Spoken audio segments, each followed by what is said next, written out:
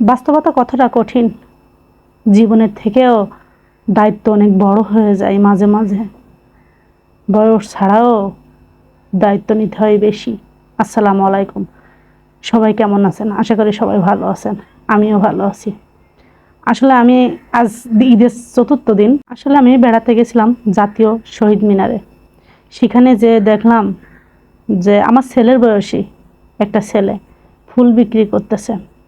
ছেলের আমি কাছে ডেকে বললাম, বাবা তুমি কি ফুল বিক্রি করছো? তো বললো হ্যাঁ। আমি বললাম, বাবা তোমার ফুল কত করে? তখন বাবাটি বলল যে একটা ফুল 20 টাকা। আসলে সে স্পষ্টভাবে কথাও বলতে পারে না, একটা ফুল সে 20 টাকা করে বিক্রি করছে। আমি বললাম, বাবা তোমার বাসায় কে কে আছে? বলছে আমার বাবা, মা আর আমি। তাই আমি বললাম, তুমি স্কুলে না পড়ে কেন ফুল বিক্রি করছো? তা আমার তখন বলছে, আম্মু বলছে ফুল বিক্রি করতে, ফুল বিক্রি না করলে আমার নাকি খাওয়া হবে না।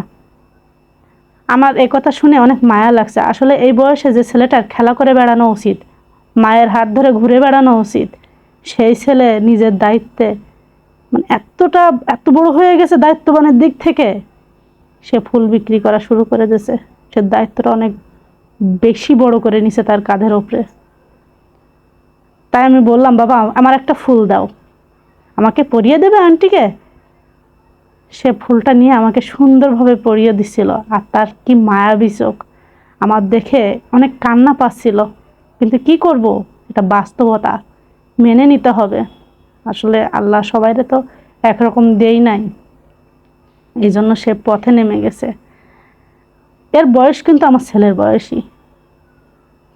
হ্যাঁ, খুব খারাপ লাগছিল। আমি ওরে টাকা দিয়ে দিছি।